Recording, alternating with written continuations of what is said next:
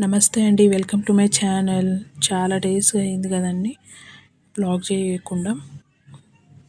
చాలా డేస్ తర్వాత ఈ బ్లాగ్ చేస్తున్నాను. అందరు ఎలా ఉన్నారు, బాగున్నారా? నేనైతే ఇప్పుడైతే బాగున్నానండి. కొన్ని ఇష్యూస్ వల్ల నేను బ్లాగ్ చేయలేకపోయాను. ఈరోజు అయితే మనం గీ ఎలా తయారు చేసుకోవాలో చూద్దాము.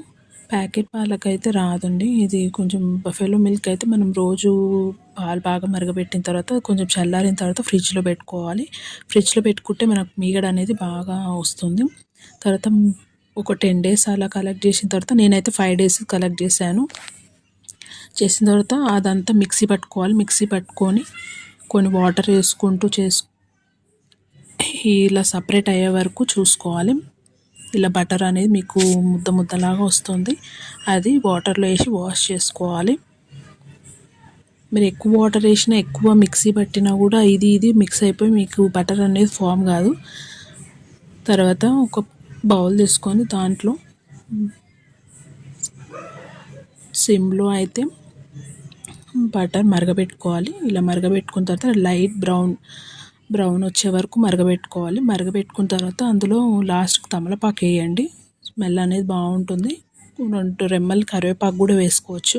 చూడండి, ఇలా ఫామ్ అవుతుంది మీకు లైట్ బ్రౌన్. ఇంకా కొంచెంసేపు అలానే ఉంచితే మొత్తం మాడిపోతుంది. అలా మాడకుండా ఇలా లైట్ బ్రౌన్ వచ్చేసరికి ఆఫ్ చేసేయండి ఫ్లేమ్. దీన్ని అయితే ఉడబెట్టుకోవాలి. సేవ్ చేసిన తర్వాత ఇగో ఇలా వస్తుంది.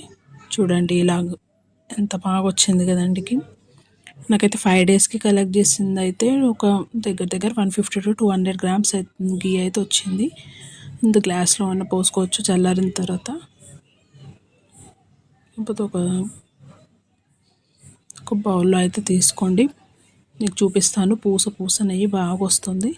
ఇలా ఇంట్లోనే తయారు చేసుకోండి. ఆ మీగడ మొత్తం వేస్ట్ చేయకుండా మనం ఇలా కలెక్ట్ చేసుకోవచ్చు. కొంతమంది ఆ మీగడ అంతా తినేస్తూ ఉంటారు. అలా కాకుండా ఇలా కూడా చేసుకోవచ్చు మనము.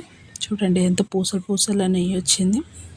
మీరు కూడా ఒకసారి ట్రై చేయండి. ఓకేనా? Thank you for watching. Bye.